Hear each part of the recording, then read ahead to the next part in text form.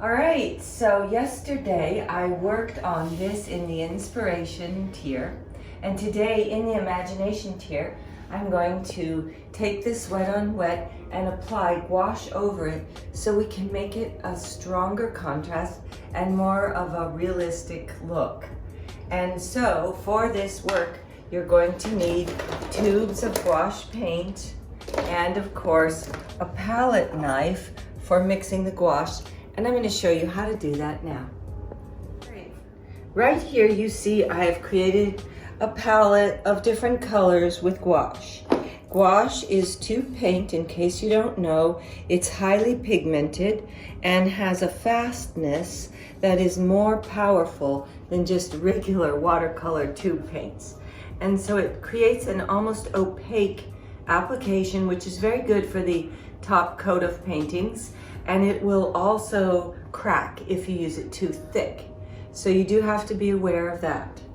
Now, I've put down white, regular Hansa yellow, yellow ochre, a regular red, Prussian blue, and black.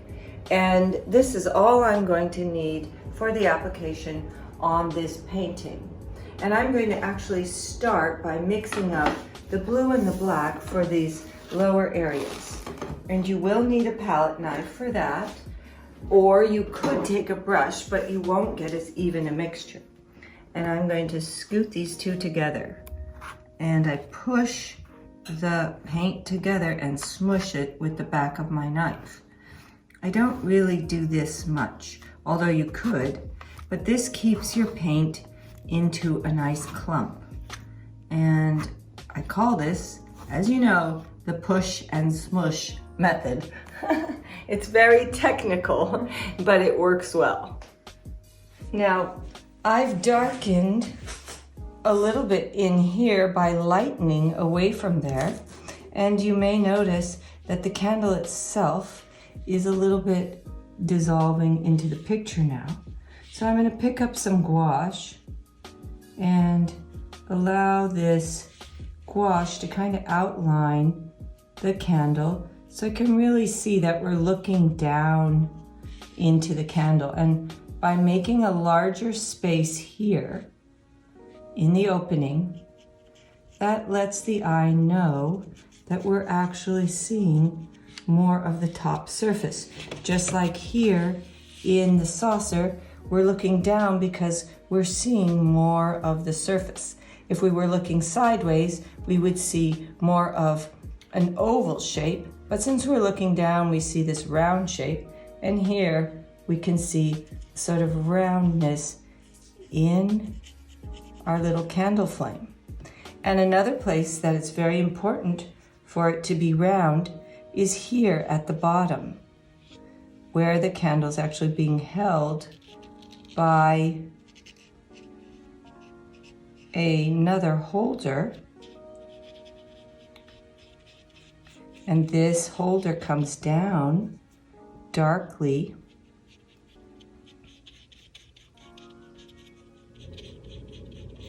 But also at the bottom, it's round. Round like a circle. Even though we don't see the entire circle because it goes up and holds the candle. And we can accentuate that round motion wherever we see it with our gouache.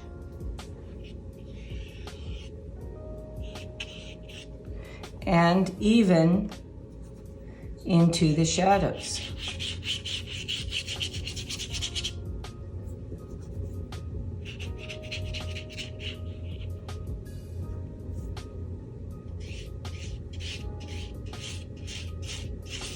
Let's take a little bit larger brush here and spread that. And I want you to look for your shadows on your picture and darken what you see.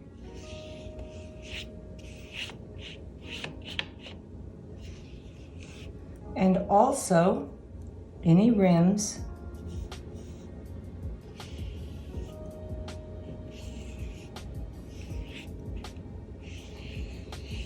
And you see how I'm not actually necessarily connecting all the way around.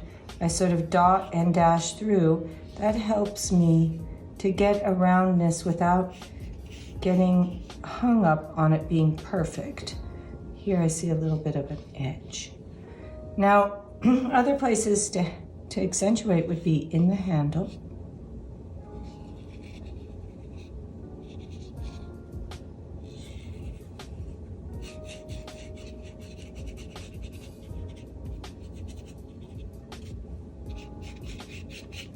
And of course, if you want to darken any place in the background, go ahead and do that with the black. That's probably enough black, patrons, and now I'd like to move to some brighter color like the yellow. Okay, so we have a lot of darkness in this work, and I really do like this new edge of that border, but I'd like to bring something back here, maybe some orange to kind of pick up a sense of light back there, as well as work in the candle. As you can see, I don't have orange, so I'm going to take a little bit of my red and quite a bit of my yellow and mix.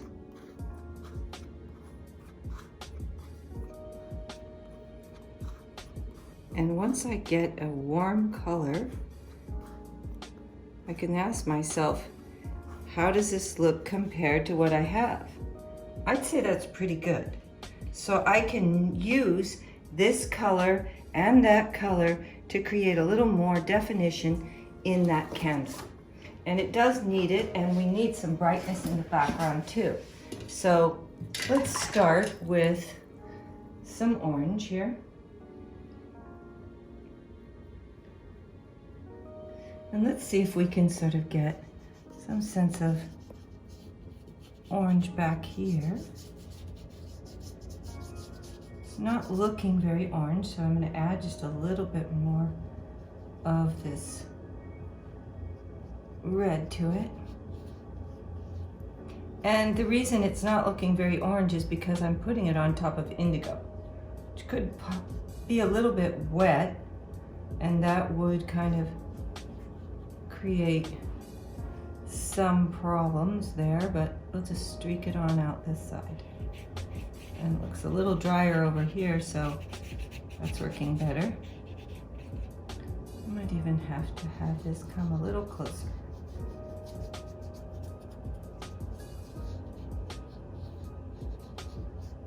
And now let's get a clean brush so that we can go on with the parts of the candle. Let's get some of this nice bright yellowy gold, and I'm just going to put it on to the candle right under the rim there. And as we know, a candle is a round surface, so I can come down here with the orange in a straight manner, but I can add to it a bit of red to get that candle to look more rounded. You see how I have it shadowed on this side, but on this side it's more of an orangey red. So let's take a little bit of red and add it in, and I can kind of sweep round. I can sweep here too, round the candle. If you like, take a little water with your gouache and just blend out. But basically these round gestures are going to help our eye to see that the candle is round. A little bit of orange back here too. Now, as the candle comes down and reaches the bottom, it's likely that it'll be more shadowed. So I will use a little more red right there in the rim and help the candle to really be placed, even a little bit of red coming down here. Just a little bit of glow to help the eye see some brightness from that candle glow. It's kind of fun and more realistic too. And if you really want the candle to look more realistic, you'll have to take a little bit of white. And this white, it could be started to be used right here near the flame top.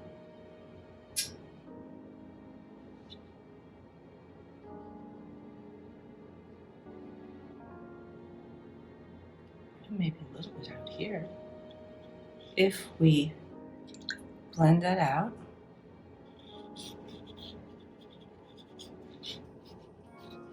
But also, let's bring some of this whitish orange as if it's spilling down like wax. And of course, it's going to spill out wherever candle is lowest, like there. But it may also come down the side here. This can be rather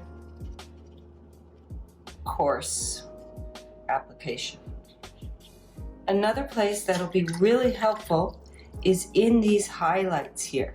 So let's make those really bright now next to the black.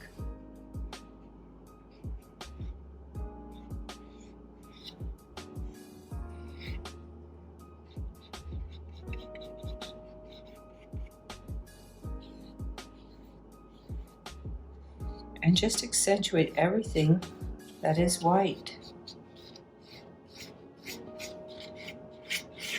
And after you've put on a little bit of this, you can again come back with a little water and a blending brush. Make sure it's clean. And you can, if you want, you can blend any of the highlights in. Here in the center, I might like it to be a little bit more soft. But out here, I'll just blend the edges. And highlight against shadow is always going to bring a little more realism. Okay, and let's bring a little more brightness into the table. So here I'll just take a little bit of yellow and a little bit of the gold. And let's see if we can streak in some light back there. It would come right across here.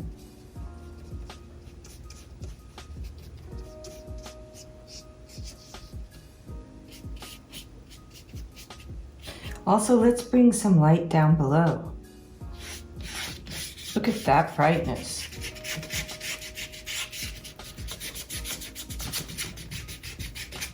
It won't be able to stay that bright, but it's nice to have a little bit of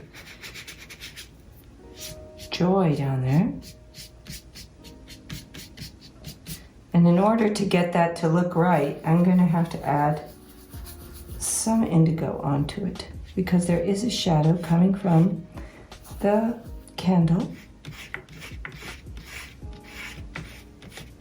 And this is going to turn a little bit green, but that doesn't bother me because I can simply layer over it more and more indigo. I'm going to do some detailing in the wick and in the wax coming down. It looks a little dark, this wax, so we could make it a little bit of light with it.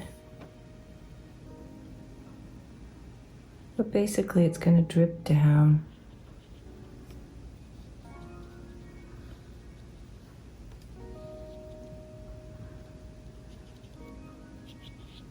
And just kind of drip away like wax does.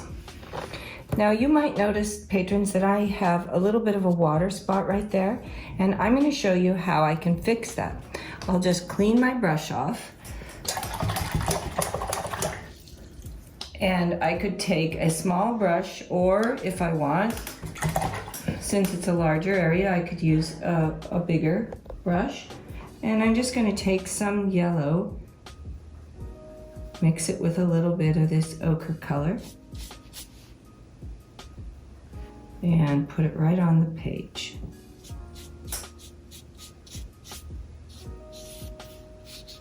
This is gonna do a little brightening back there.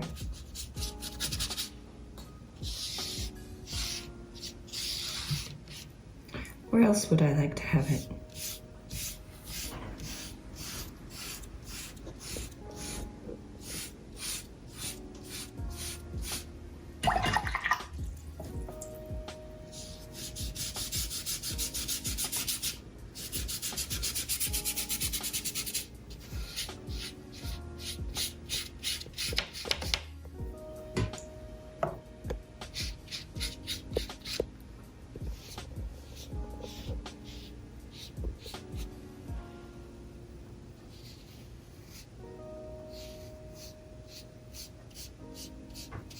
All right, patrons, what this painting needs is a little more sweeps of light. So I'm going to do something that I haven't actually practiced, but I can see that the light might be nice to kind of sweep in here. So I'm going to take a large wet on wet brush, and I'm actually just going to bring some sweeps of light right across. I know this seems really scary, especially if I should get a drip, but let's just see if we can imagine some light sources back here. And now I'm going to take my brush and lift off. I'm going to lift away this color. And I'm going to lift away getting some streaks of light. I have to make sure my brush is clean, and I'll have to go both directions to make sure that I don't get any actual lines where it starts or stops.